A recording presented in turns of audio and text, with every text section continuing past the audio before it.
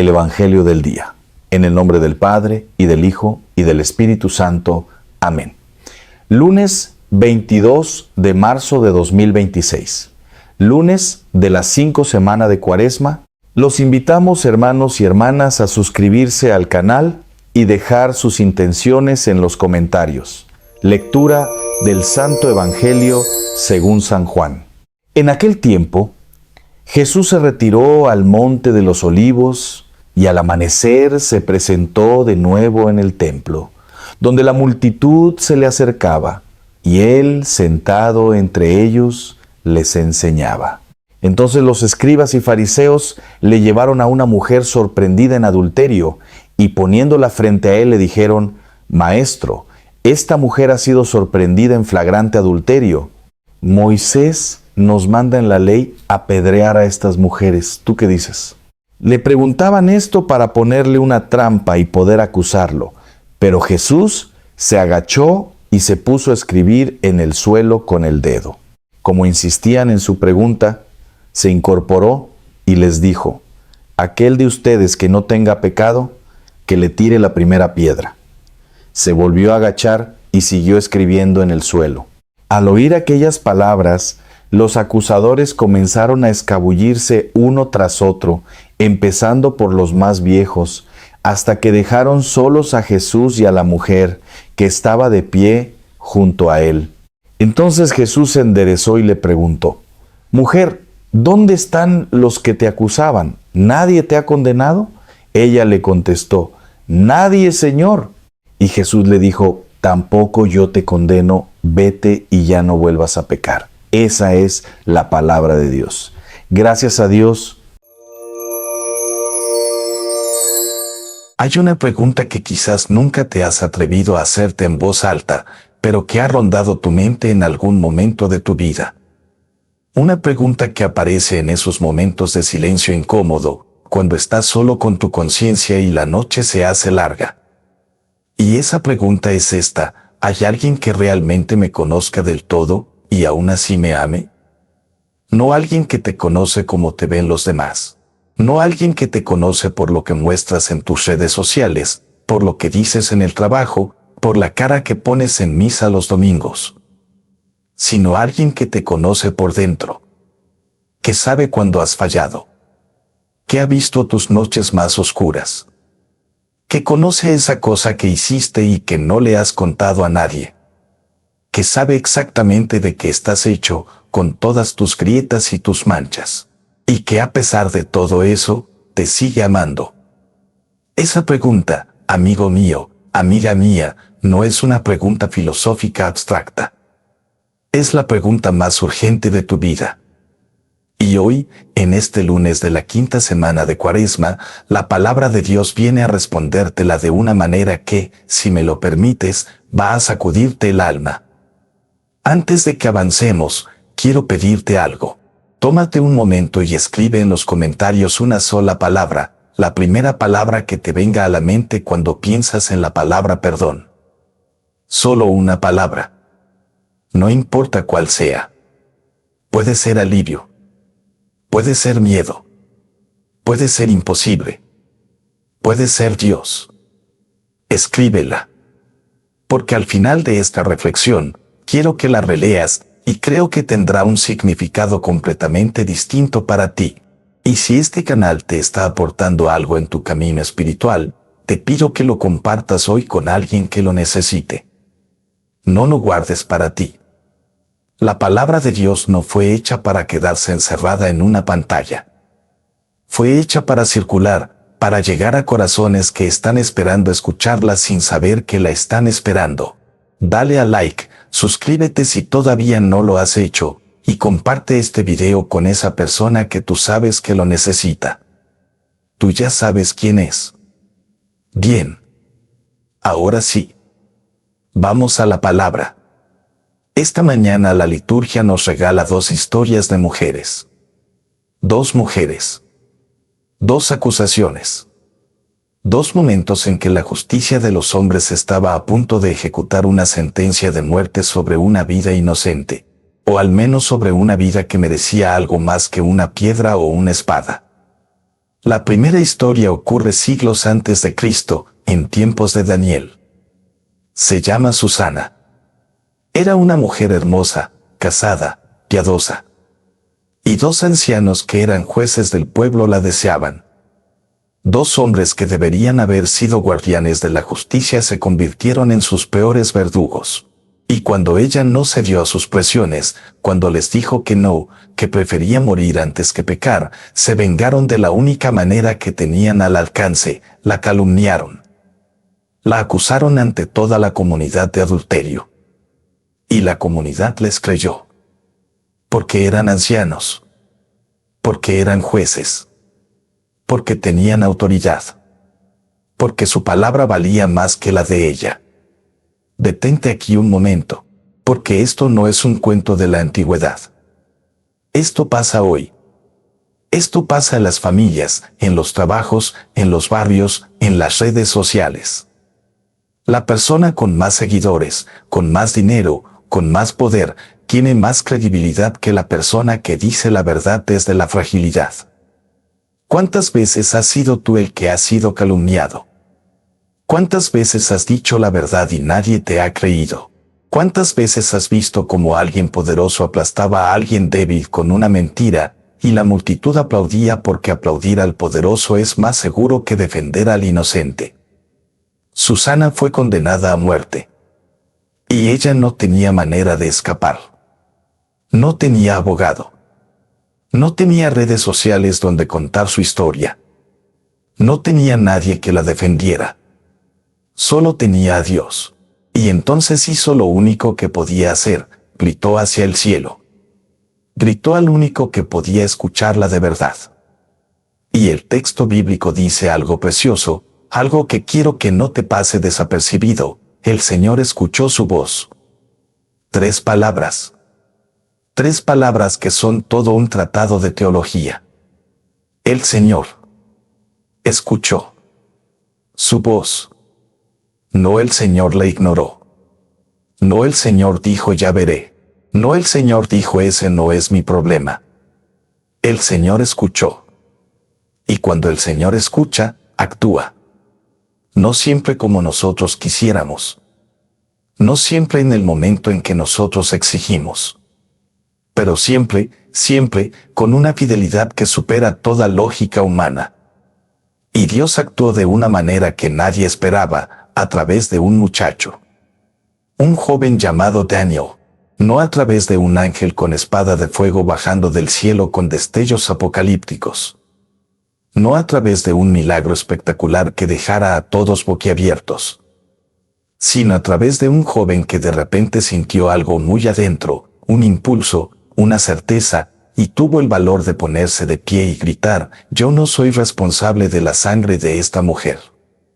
Eso es lo que hace el Espíritu Santo, amigos.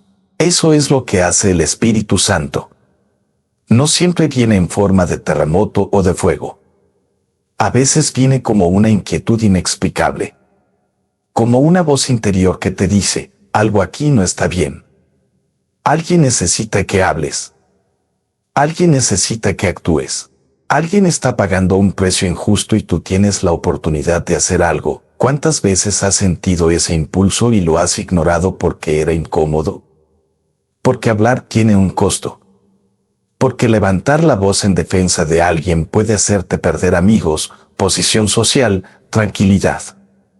Y entonces has callado. Y ese silencio, con el tiempo, pesa. Daniel no cayó. Y por eso Susana vivió. Y el texto termina con esas palabras que resuenan como un trueno. Aquel día se salvó una vida inocente. Una vida salvada porque alguien tuvo el coraje de levantarse y decir la verdad cuando todos los demás callaban.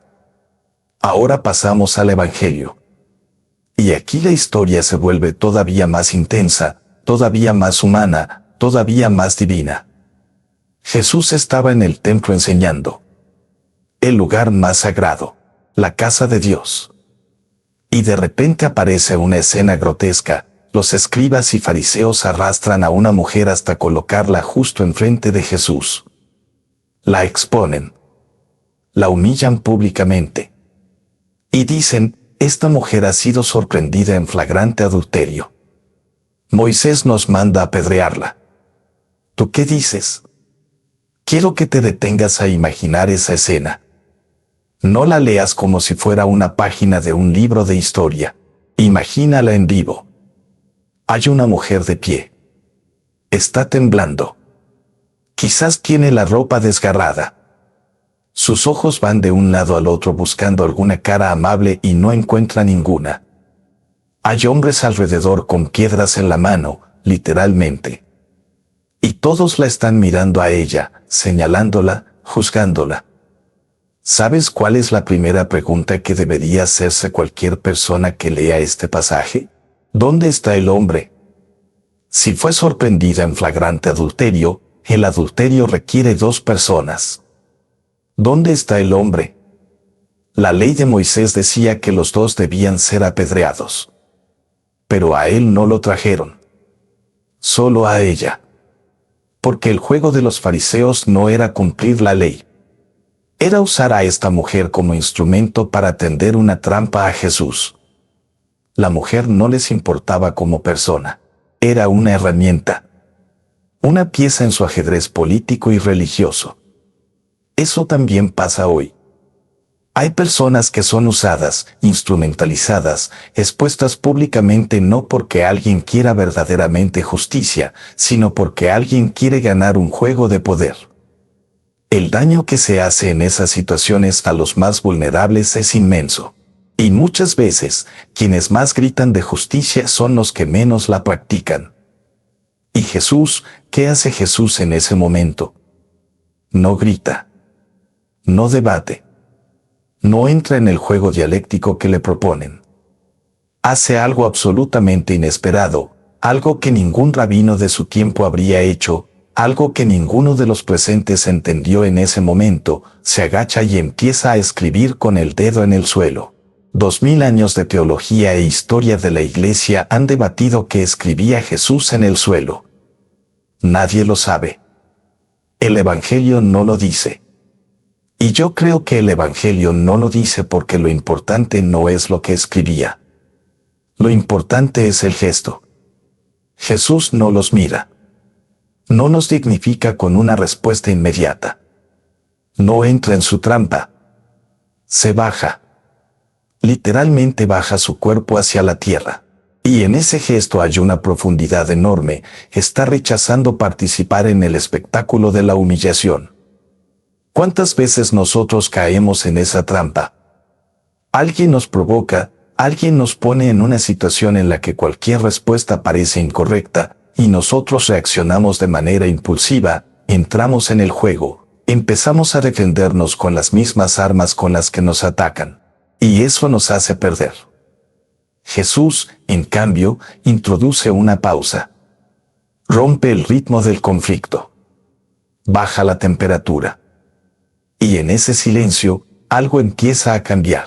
Cuando insisten, cuando siguen presionando, porque los que quieren destruirte no se cansan fácilmente, Jesús se levanta y dice esa frase que ha atravesado 20 siglos y sigue siendo igual de devastadora y deliberadora. Aquel de ustedes que no tenga pecado, que le tire la primera piedra. Y vuelve a agacharse. A escribir. Como si ya hubiera dicho todo lo que necesitaba decir. Como si le importara más la tierra que sus palabras. Y entonces ocurre el milagro más silencioso del Evangelio. No hay relámpagos.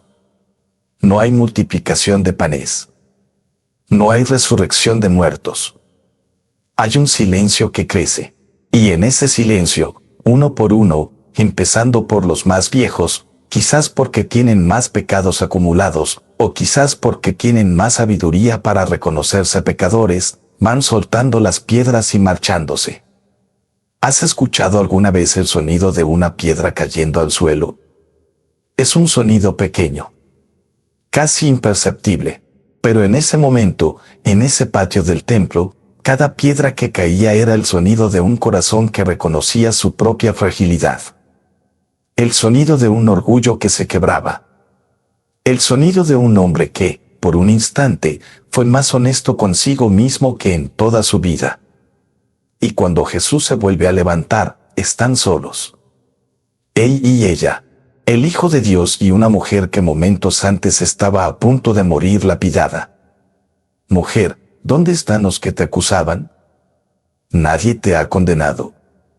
Ella responde, nadie, Señor. Y Jesús dice, tampoco yo te condeno.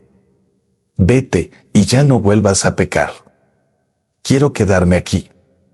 Quiero quedarme con estas palabras porque creo que en ellas está el corazón no solo de este pasaje, sino del Evangelio entero, y quizás del mensaje que más necesitas escuchar hoy.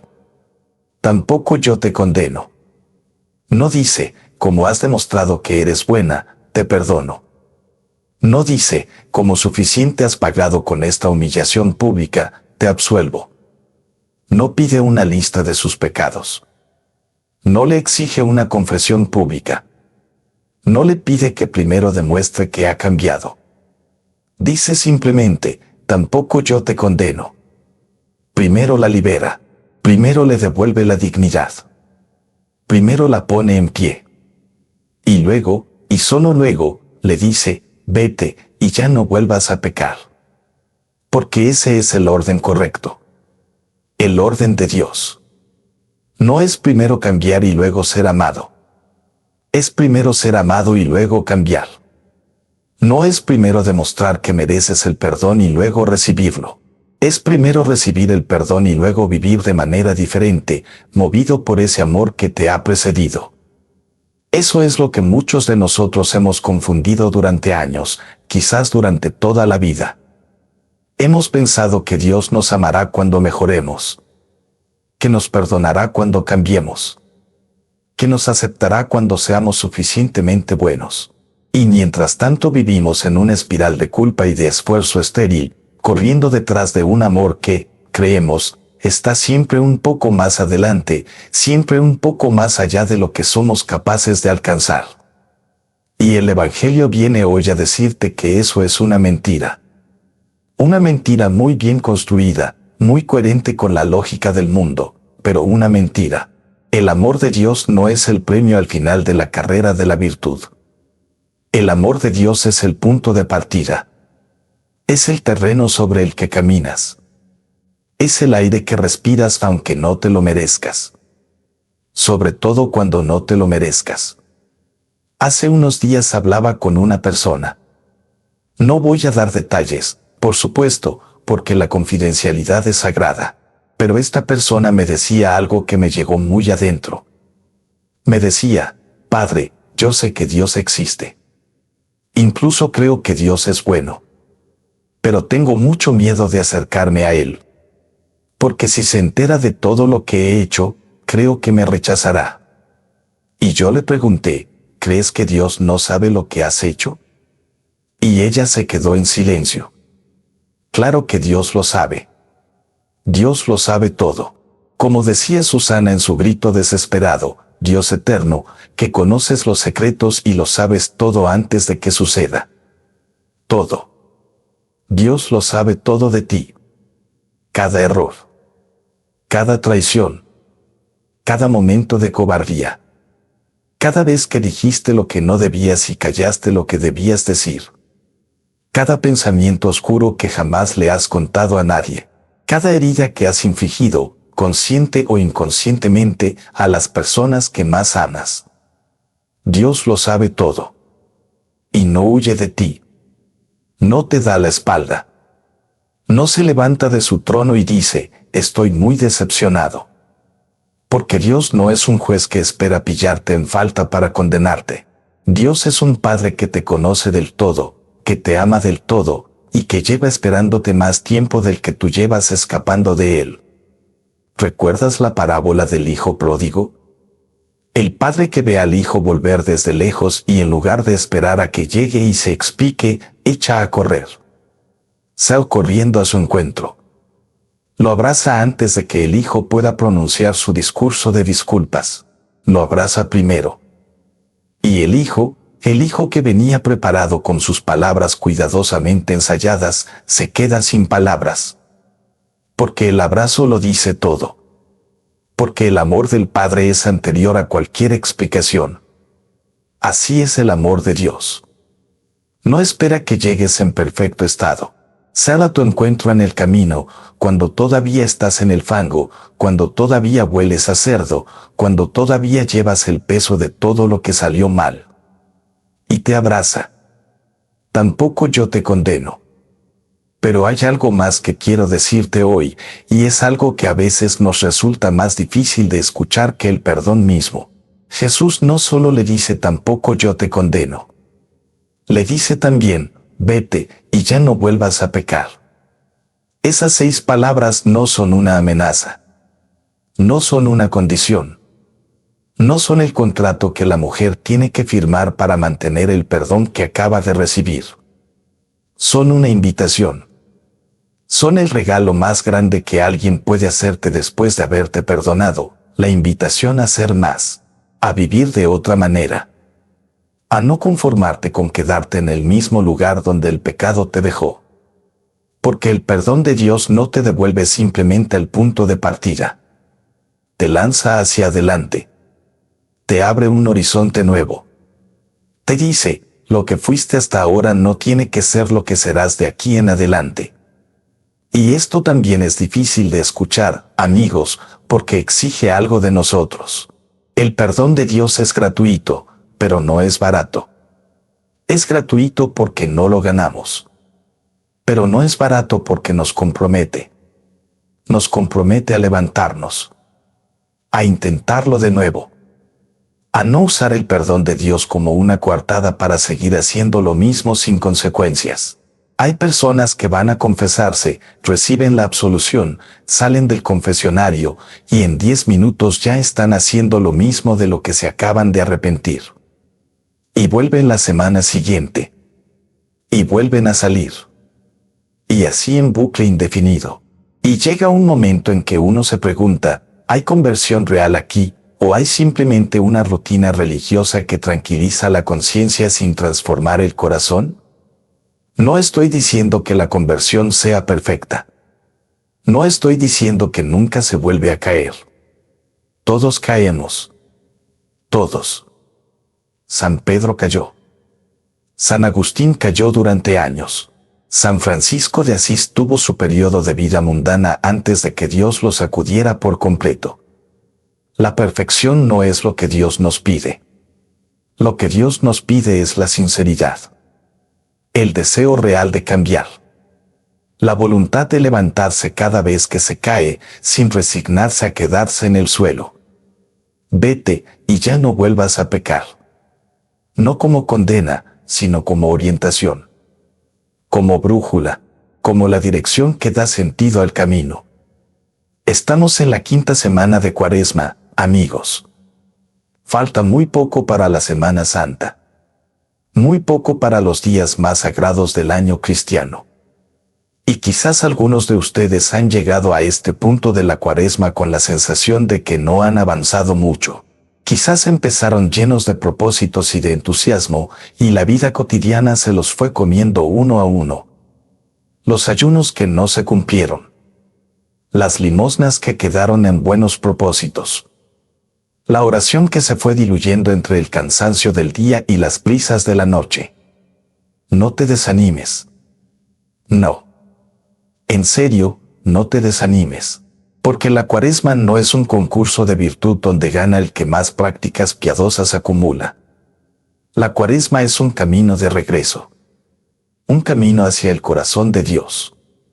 Y en ese camino, lo que importa no es cuánto terreno has recorrido, sino si tu rostro sigue mirando en la dirección correcta. Yo tengo un amigo que hace maratones. Y me cuenta que la parte más dura no es el inicio de la carrera, cuando todo es emoción y adrenalina. La parte más dura es el kilómetro 35. Cuando el cuerpo ya no responde, cuando las piernas parecen de plomo, cuando la mente empieza a negociar contigo y te dice, para allá. Has llegado suficientemente lejos. Nadie te va a juzgar si paras ahora. Ese es el momento más importante de la carrera. No el inicio. El kilómetro 35. Hoy estás en el kilómetro 35 de la Cuaresma. Y la palabra de Dios viene a decirte, no pares. No ahora. No cuando estás tan cerca. No cuando la Pascua ya se puede ver en el horizonte. Sigue. Con lo que tengas. Con el poco aliento que te quede. Sigue.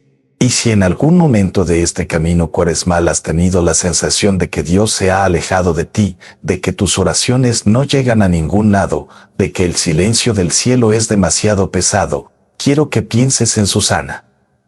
Susana también sintió ese silencio. Susana también llegó a un punto en que ya no había salida humana. Y sin embargo gritó. Y el Señor escuchó su voz. Grita tú también. Con lo que tengas, con las palabras que te salgan, aunque sean torpes, con el llanto, si es lo único que te queda. Grita desde tu fondo más hondo, y el Señor escuchará tu voz. Me gustaría invitarte a que explores en este canal las reflexiones que hemos ido compartiendo a lo largo de esta Cuaresma. Cada día, en el Evangelio de hoy, hay una semilla nueva que Dios quiere plantar en tu vida. No te pierdas esos momentos. Si has llegado hoy por primera vez, te animo a que te quedes, a que mires los videos anteriores, porque cada uno es un eslabón de una cadena que nos va llevando, poco a poco, hacia la Pascua. Y si eres alguien que lleva tiempo siguiendo este canal, sabes de lo que estoy hablando. Sabes que hay días en que una palabra del Evangelio de hoy cambia el color del día entero. No dejes de buscarla. Volvamos un momento al texto del libro de Daniel. Hay algo que me llama poderosamente la atención y que suele pasarse por alto en las lecturas rápidas. Cuando Daniel decide interrogar a los dos ancianos por separado, los confronta con una pregunta aparentemente simple: ¿debajo de qué árbol estaban juntos? Uno dice debajo de una acacia. El otro dice debajo de una encina. Las respuestas no coinciden.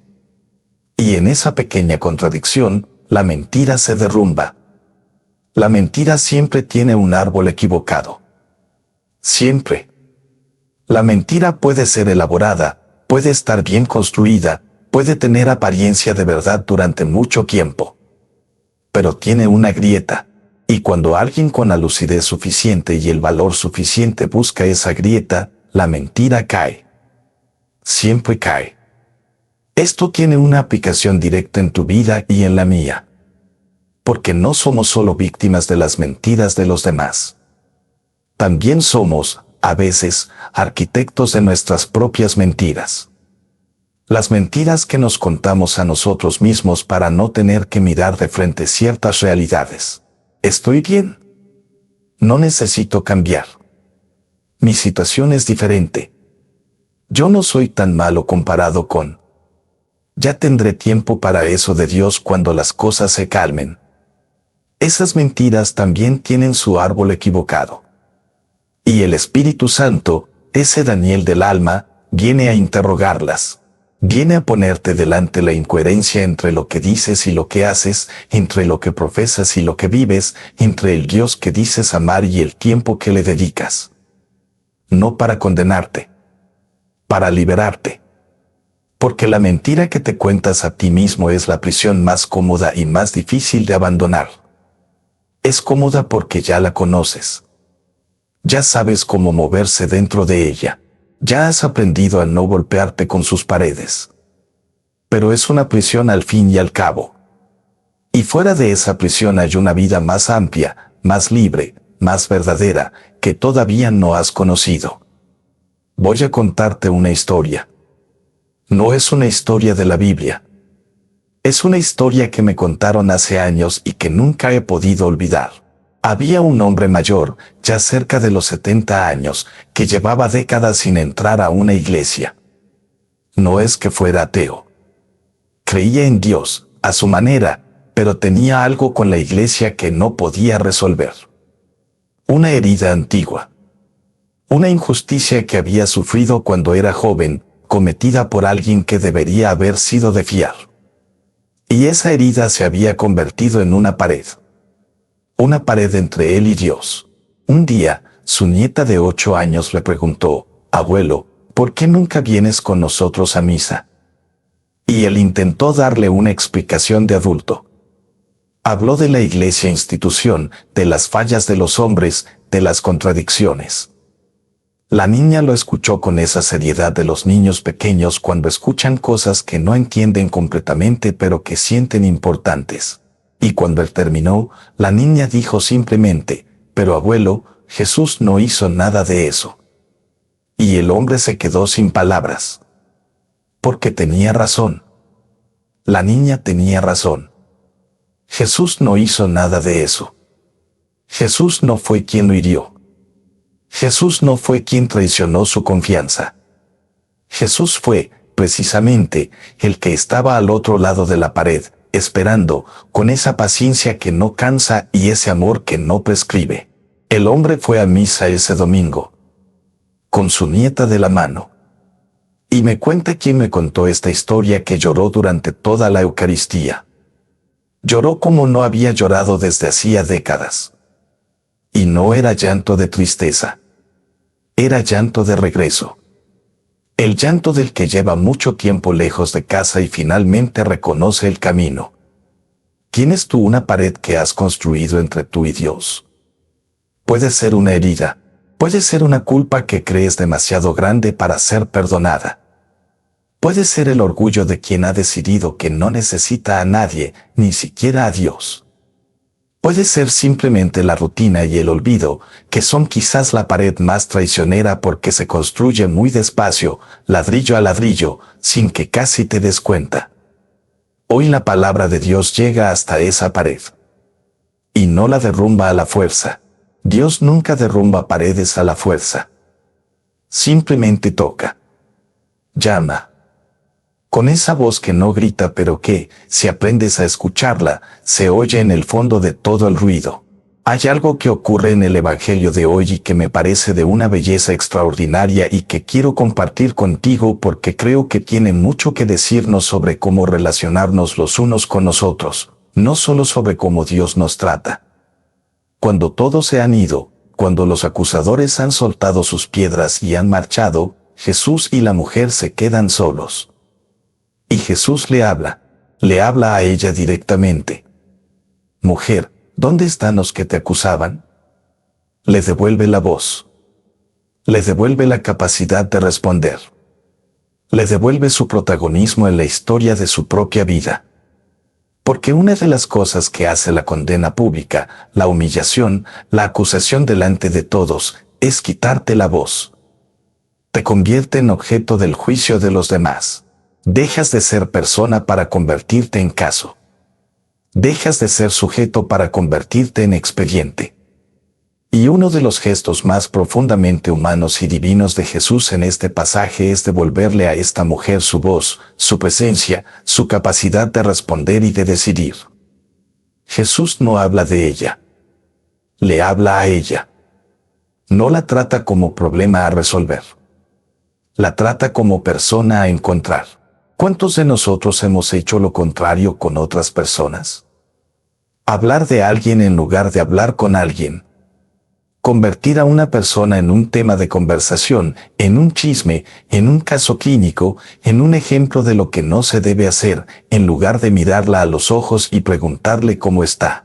La caridad, amigos, no es hablar bien de los demás cuando están presentes y murmurar de ellos cuando se van. La caridad es tratar a cada persona como Jesús trató a esa mujer, como alguien cuya historia importa, cuya dignidad es sagrada, cuya voz merece ser escuchada.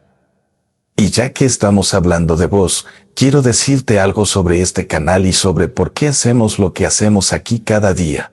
Vivimos en un mundo que produce ruido de manera industrial. Hay contenido por todos lados. Hay opiniones por todos lados.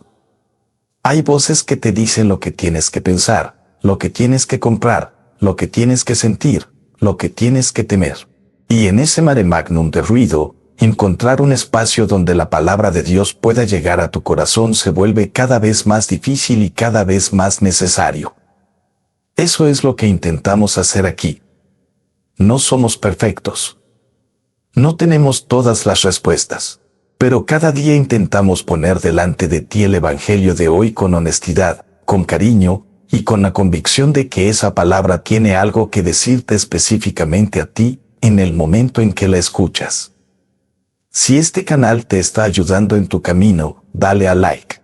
No por vanidad, sino porque en YouTube los algoritmos funcionan así, y cada like hace que este mensaje llegue a más personas que lo están buscando sin saberlo. Comparte este video. Suscríbete si todavía no lo has hecho y activa la campanita para no perderte ninguna reflexión. Porque cada día es un día nuevo para escuchar lo que Dios quiere decirte. Volvamos a la mujer del Evangelio, porque todavía no hemos terminado con ella. Todavía hay algo que no hemos dicho. El texto no nos cuenta qué pasó después. No sabemos el nombre de esta mujer. No sabemos si cambió de vida. No sabemos si la encontramos después en los evangelios haciendo algo extraordinario. No sabemos nada. Y creo que eso también es importante, porque Dios no condiciona su perdón a que nuestra historia tenga un final bonito y edificante. Dios perdona sin garantías narrativas. Perdona sin saber si esa persona va a ser santa o si va a volver a tropezar la semana siguiente. Eso es fe. Eso es amor. Amor que se arriesga. Amor que confía aunque no tenga garantías. Amor que dice, te doy todo lo que tengo y lo dejo en tus manos, porque creo en ti más de lo que tú crees en ti mismo. Y eso, amigos, eso es lo más revolucionario del Evangelio. No las curaciones. No los milagros espectaculares. Sino este amor que no calcula, que no pone condiciones, que no lleva la cuenta. Este amor que se derrama sin reserva sobre la persona menos merecedora, en el momento menos esperado, y que produce en esa persona una transformación que ningún tribunal, ninguna condena, ninguna ley podría haber producido. El miedo puede cambiar el comportamiento de las personas. La presión social puede cambiar el comportamiento de las personas. El castigo puede cambiar el comportamiento de las personas. Pero solo el amor puede cambiar el corazón. Y solo el corazón cambiado cambia la vida de verdad, desde adentro hacia afuera, de manera duradera y genuina. Hay una frase del Catecismo de la Iglesia Católica que me gusta muchísimo y que creo que conecta perfectamente con lo que hemos estado meditando hoy. Dice que Dios se revela como el que es, lleno de paciencia, de misericordia y de fidelidad. Lleno. No un poco misericordioso. No misericordioso a ratos. Lleno. Rebosante. Desbordante de misericordia. Y esa misericordia no es debilidad. Eso es algo que el mundo a veces no entiende. Cuando Jesús dice tampoco yo te condeno, eso no es complicidad con el pecado. No es relativismo moral. No es decir que todo da igual. Es todo lo contrario. Es el acto más exigente que existe, porque pone sobre la persona amada toda la responsabilidad de su libertad. No te condeno. Ahora eres libre. ¿Qué vas a hacer con esa libertad? La misericordia de Dios no te exime de ser responsable de tu vida. Te devuelve la capacidad de serlo. Te devuelve la dignidad de ser sujeto libre de tu propia historia. Y eso es infinitamente más exigente que una condena, porque una condena al menos te dice que eres y dónde estás. La misericordia te dice que eres más que eso, y te lanza al vacío de la libertad con la única certeza de que Dios camina contigo. Cuaresma. Cuaresma. Esta palabra en español viene del latín quadragesima, que significa 40. 40 días de camino en el desierto, como Jesús. 40 años de camino en el desierto, como el pueblo de Israel. El número 40 en la Biblia no es arbitrario. Es el número de la purificación, de la prueba, del paso de un estadio a otro. 40 días de lluvia en el diluvio de Noé. 40 días de ayuno de Moisés en el Sinaí. 40 años de Jesús. Bueno, Jesús tenía aproximadamente esa edad cuando comenzó su ministerio público. Y nosotros estamos aquí, en estos 40 días, no para sufrir por sufrir. No para acumular penitencias como si fuera un marcador de puntos espirituales, sino para despejar el terreno, para quitar el ruido, para dejar que algo que estaba enterrado bajo capas de rutina, de miedo, de pecado, de distracción, vuelva a salir a la superficie. Eso que estaba enterrado eres tú. Tú mejor tú. El que Dios creó. El que todavía está ahí, aunque a veces te cueste reconocerlo. La Cuaresma es la temporada en que Dios dice, vamos a buscar juntos al que eras antes de que te enredaras tanto. No con crueldad, con paciencia. Con la paciencia de quien sabe exactamente dónde estás aunque tú hayas olvidado el camino. Permíteme ser muy concreto un momento. Muy práctico. Porque a veces las homilías son preciosas y luego uno llega a casa y no sabe qué hacer con todo lo que ha escuchado. Y yo no quiero eso. Yo quiero que cuando termines de escuchar esto, tengas algo claro que hacer hoy, ahora, con tu vida concreta. Primera cosa. Si llevas tiempo alejado de los sacramentos, especialmente de la confesión, que es el sacramento de la misericordia por excelencia, considera que este es el momento. Esta semana. No cuando esté más preparado. No cuando haya mejorado un poco. Ahora. Ve al sacerdote con lo que tengas, con las palabras que tengas, con el arrepentimiento que tengas, aunque te parezca pequeño.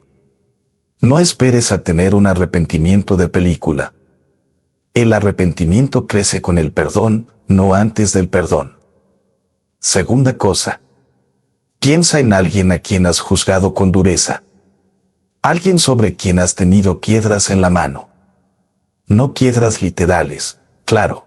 Pero esas piedras que son los juicios rápidos, los comentarios hirientes, los silencios despreciativos, las etiquetas que ponemos a las personas y que luego olvidamos que son personas. Piensa en esa persona hoy. Y antes de ir a dormir, pídele a Dios que te dé sus ojos para verla. Tercera cosa. Agradece. Sí, suena simple. Pero el agradecimiento es una forma de oración que abre el corazón. Piensa en algo concreto por lo que dar gracias hoy. No algo genérico como tengo salud. Algo específico. Gracias porque esta mañana hubo sol y pude sentirlo en la cara. Gracias porque alguien me sonrió en el supermercado. Gracias porque sigo aquí para poder escuchar esta palabra. El agradecimiento concreto ancla el corazón en la presencia de Dios en lo cotidiano. Hay algo más que quiero decir antes de terminar, y es algo que tiene que ver con la soledad. Susana estaba sola. La mujer adúltera estaba sola.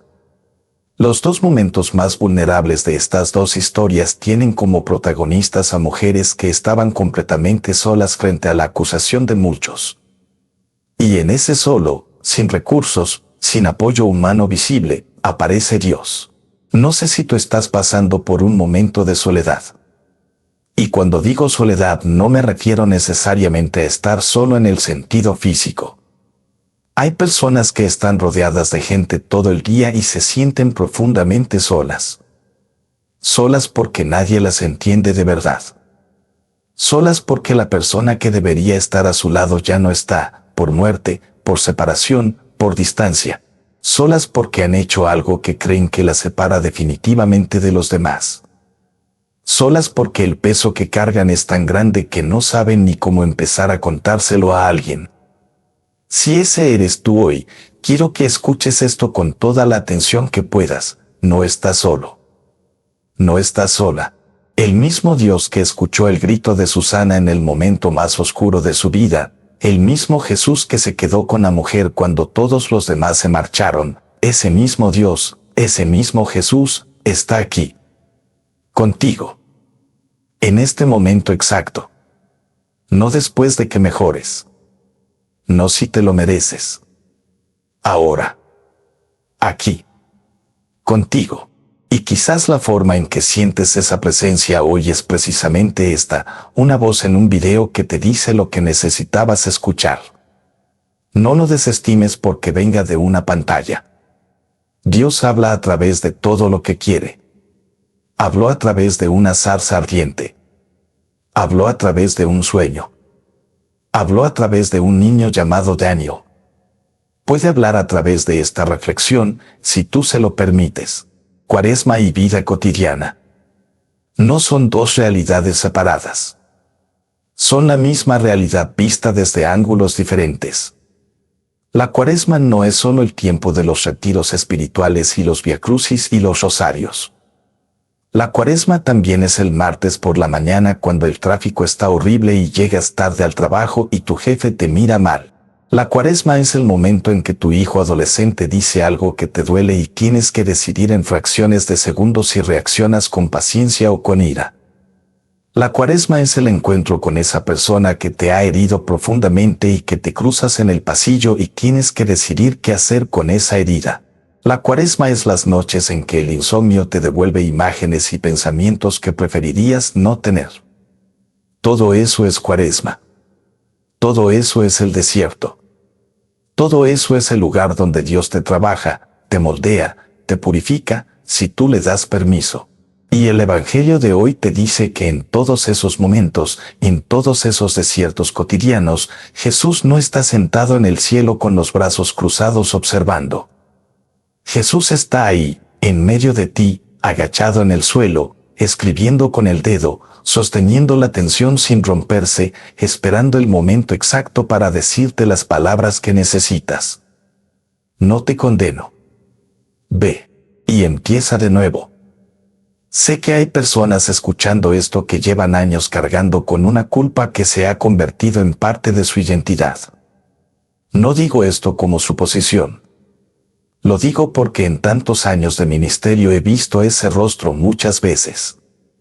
Es el rostro de quien lleva tanto tiempo sintiéndose indigno que ya no recuerda cómo se siente ser amado sin condición. Es el rostro de quien, cuando alguien le hace un gesto de bondad genuina, automáticamente busca el truco, la letra pequeña, el precio escondido, porque ha aprendido que el amor siempre cuesta algo y que él o ella siempre acaba pagando caro. Para esa persona quiero decir algo muy concreto ahora mismo. Quiero decirlo despacio, palabra por palabra, para que llegue. La culpa no es tu identidad. Repítelo. La culpa no es tu identidad. Lo que hiciste, lo que no hiciste, lo que salió mal, lo que destruiste, lo que perdiste, lo que traicionaste, todo eso es parte de tu historia. Pero tu historia no es todo lo que eres. Porque tú eres, antes que cualquier otra cosa, hijo de Dios. Hija de Dios. Portador de una dignidad que ningún pecado puede borrar completamente, porque esa dignidad no te la diste tú y por tanto tampoco tú puedes quitártela. Los teólogos hablan del imago Dei, la imagen de Dios en el ser humano. El Génesis dice que Dios creó al hombre y a la mujer a su imagen y semejanza. Esa imagen puede estar oscurecida. Puede estar empañada por capas de pecado y de sufrimiento. Pero no puede ser destruida, porque fue puesta en ti antes de que nacieras y estará contigo más allá de la muerte. Eso eres tú en el fondo más profundo, imagen de Dios. Y Dios no abandona su propia imagen. Los restauradores de obras de arte antiguas saben algo que los profanos ignoramos. Cuando trabajan sobre un lienzo muy deteriorado, cubierto por capas de suciedad y de repintados posteriores que ocultan la obra original, trabajan con una paciencia y una delicadeza asombrosas para ir quitando capa por capa sin dañar lo que hay debajo. Y a veces, debajo de capas de deterioro y de restauraciones torpes, aparece algo de una belleza que nadie esperaba. La obra original, con sus colores originales, con su luz original, con la visión original del artista. Dios hace eso con nosotros. Trabaja con paciencia de restaurador sobre las capas de daño que el tiempo y el pecado y el sufrimiento han ido acumulando sobre nosotros. Quitando capa por capa lo que no somos, para revelar lo que sí somos. Lo que fuimos siempre. Lo que éramos antes de que el miedo y la herida y la mentira se fueran acumulando encima. La Cuaresma es ese proceso de restauración. Y como todo proceso de restauración, no se puede hacer con prisa. No se puede hacer con violencia. Se hace con paciencia, con delicadeza, con confianza en que debajo de todo lo que está mal, hay algo que vale infinitamente la pena rescatar. Eso eres tú, algo que vale infinitamente la pena rescatar. Quiero hablarte ahora de algo que sucede en la vida de mucha gente y que pocas veces se nombra en los sermones porque parece demasiado ordinario, demasiado poco espiritual. Estoy hablando del cansancio de intentar ser buena persona y no conseguirlo. Hay personas que no han abandonado a Dios. No han decidido dejar de creer. No han hecho ningún gran gesto de ruptura. Simplemente están agotadas. Agotadas de intentar ser mejores madres, mejores padres, mejores hijos, mejores empleados, mejores creyentes. Agotadas de levantarse con buenas intenciones y acostarse con la sensación de que han vuelto a fallar. Agotadas del esfuerzo moral constante que parece no dar frutos visibles y duraderos. Ese agotamiento es real, y la respuesta de muchas tradiciones religiosas, incluso dentro del catolicismo mal entendido, es: esfuérzate más. Ora más. Ayuna más. Sé más disciplinado. Y esa respuesta puede ser correcta a veces. Pero a veces el problema no es la falta de esfuerzo. A veces el problema es que el esfuerzo está mal orientado. Hay una diferencia enorme entre vivir la fe desde el miedo y vivir la fe desde el amor. El que vive desde el miedo cumple la ley para evitar el castigo. Ora para evitar el infierno. Confiesa para limpiar el expediente. Ayuna porque hay que cumplir. Y esa fe funciona a veces, durante un tiempo, pero tiene un techo muy bajo y genera mucho agotamiento porque es un esfuerzo sin alegría. El que vive desde el amor actúa de manera diferente. No ora para evitar el castigo, sino porque quiere estar con quien ama. No ayuna como obligación, sino como gesto de libertad. No confiesa para limpiar el expediente, sino porque quiere ser transparente delante del único que lo conoce del todo. Y esa fe que nace del amor, tiene una energía que no se acaba porque no depende solo del esfuerzo propio, sino de la relación con aquel que es la fuente de toda energía. El Evangelio de hoy nos muestra esa transición. La mujer llega al encuentro con Jesús desde el terror. Está aterrorizada. Está humillada. Está esperando morir. Y de ese encuentro sale, no con una nueva lista de mandamientos que cumplir, sino con una experiencia de amor que la reorienta completamente. Vete y ya no vuelvas a pecar no es una nueva carga. Es una nueva dirección. Y esa dirección tiene sentido porque hay alguien que te acompaña mientras caminas en ella. Si estás agotado en tu fe, si la religión te pesa más de lo que te sostiene, quizás es momento de preguntarte, ¿desde qué lugar estoy viviendo esto? ¿Desde el miedo o desde el amor? No es una pregunta para culpabilizarte. Es una pregunta para liberarte. Porque si estás viviendo desde el miedo, Dios te invita hoy a hacer el movimiento más difícil y más liberador que existe: dejarte amar, sin merecer. Sin ganar. Sin demostrar nada. Solo dejarte amar. Voy a contarte otra cosa. Algo sobre el juicio que le hacemos a los demás y que muchas veces nos hacemos a nosotros mismos. En el texto del Evangelio, los acusadores comienzan a irse, empezando por los más viejos. Me imagino a esos hombres mayores, con sus barbas largas y su ropa de fariseos, soltando las piedras en silencio y dándose la vuelta sin mirar a nadie. ¿Qué estaban pensando en ese momento? El Evangelio no lo dice, pero me lo imagino. Me imagino que en ese momento, cuando la frase de Jesús los atravesó como un rayo, cada uno de esos hombres vio desfilar delante de sus ojos sus propios pecados, no los pecados de la mujer, los suyos. Y algo en ellos fue suficientemente honesto como para reconocerlos. Al menos por ese momento. Al menos por el tiempo que tardaron en soltar la piedra y marcharse. Y eso es extraordinario. Porque esos hombres venían a condenar. Venían con el corazón lleno de certeza moral, de superioridad, de la convicción de que estaban haciendo lo correcto. Y una sola frase de Jesús les agrietó esa certeza. Una sola frase les puso delante de su propia fragilidad. Aquel de ustedes que no tenga pecado, que le tire la primera piedra. Fíjate que Jesús no les dice que ella no pecó. No niega el pecado. No relativiza la ley. Simplemente introduce una condición que nadie puede cumplir, el que esté libre de pecado.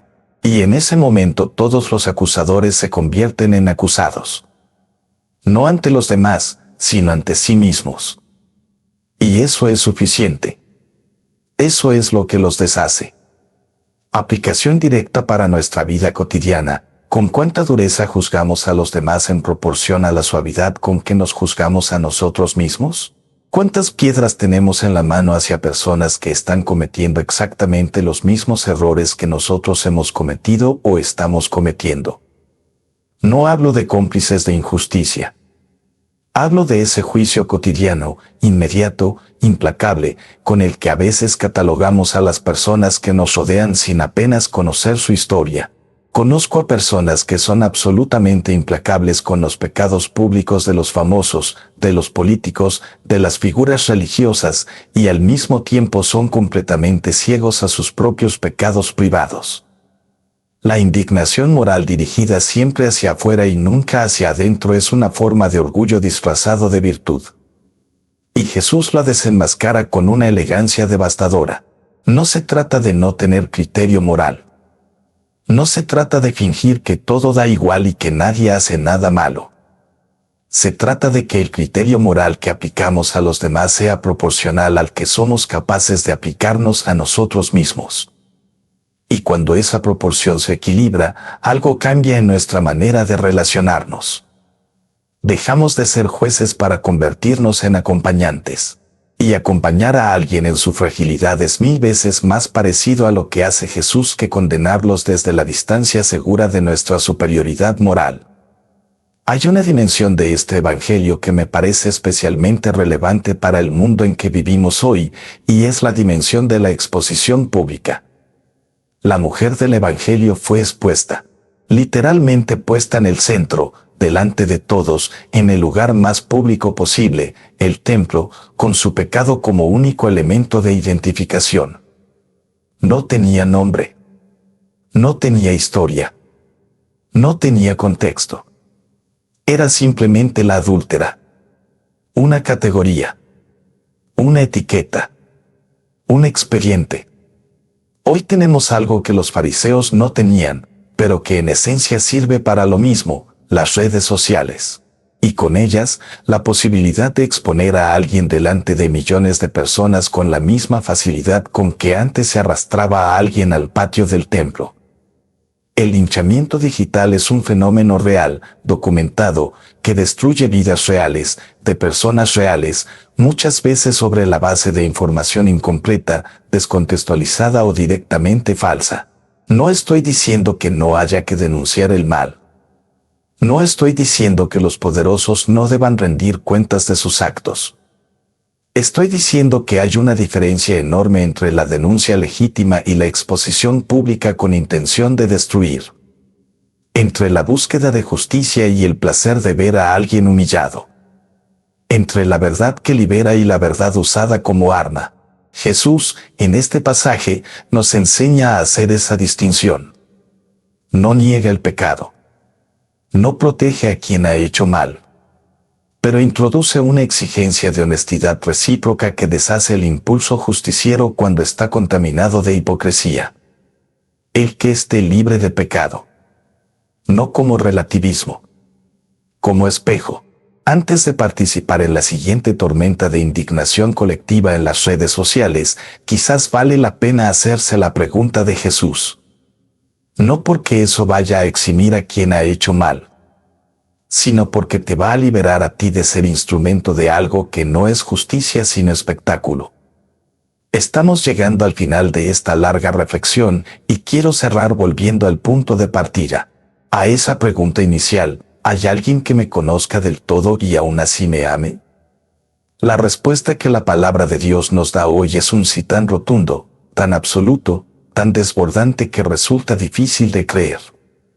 No porque sea mentira, sino porque es demasiado grande para que nuestra lógica humana lo abrace completamente. Nos pasa con Dios lo que le pasa al niño pequeño cuando intenta abrazar a su padre. Los brazos no le llegan, pero el intento mismo ya es amor. Dios te conoce. Todo de ti. Sin excepciones. Sin zonas veladas. Sin la posibilidad de que haya algo que Él no haya visto. Y ese conocimiento total, en lugar de producir rechazo, produce amor. No a pesar de lo que eres. No quitando los ojos de encima de lo que no funciona en ti. Amándote en todo lo que eres, con todo lo que eres, mirando todo lo que eres, y viendo en eso algo que merece ser salvado, algo que ya está siendo salvado, algo que la eternidad va a revelar en toda su gloria. Ese es el Dios que nos revela el Evangelio de hoy. No el Dios fiscal que lleva la cuenta de tus faltas. No el Dios distante que observa desde arriba con indiferencia. No el Dios complaciente que dice que todo da igual. El Dios que se agacha. El Dios que escribe en el polvo. El Dios que mira a los ojos y dice, tampoco yo te condeno. Y ese Dios te está mirando ahora. Mientras lees esto. Mientras escuchas esto.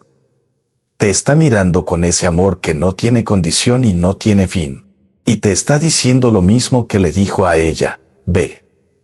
Empieza de nuevo. Yo voy contigo. Una última reflexión antes del cierre. Los fariseos trajeron a la mujer al templo para tender una trampa a Jesús.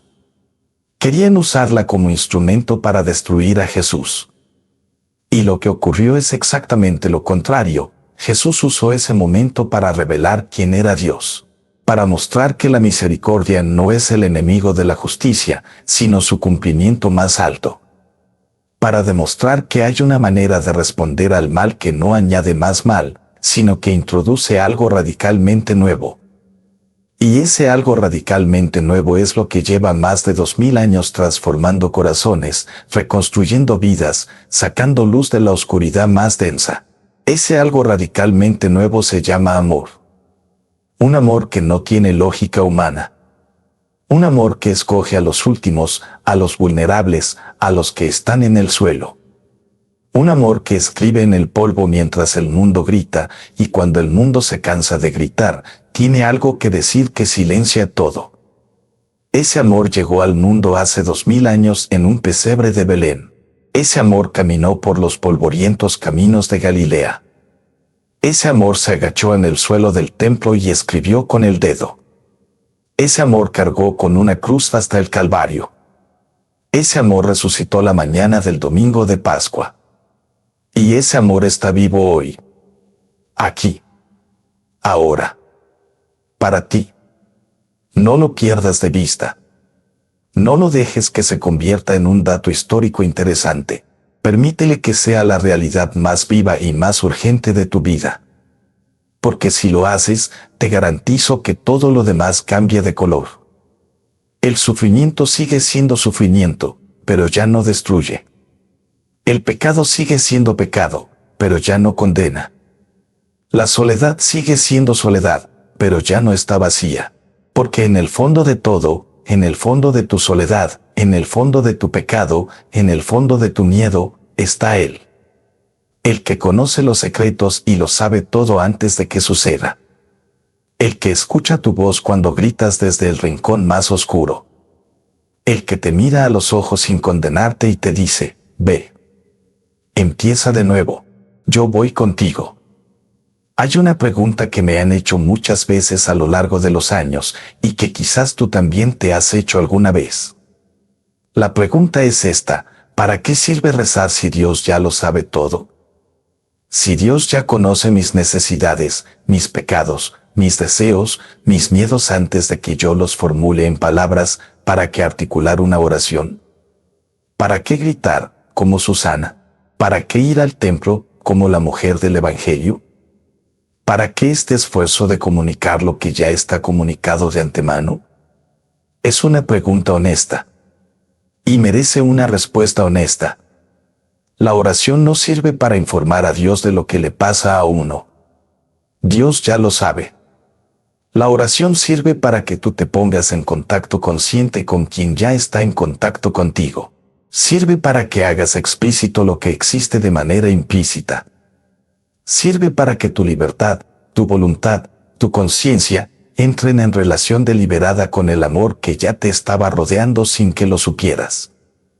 Imagina a una persona que lleva años viviendo en la misma casa que alguien que la ama profundamente, pero que por alguna razón nunca mira hacia esa persona.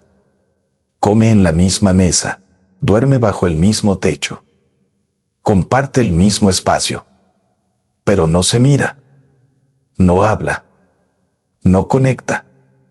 Ese amor existe, es real, pero no es vivido, no es experimentado, no transforma la relación. La oración es el gesto de volverse, de dejar de mirar hacia otro lado y mirar hacia quien ya te está mirando, de abrir la boca y decir, aunque sea torpemente, lo que hay en el corazón, de gritar, como Susana, aunque nadie más te escuche.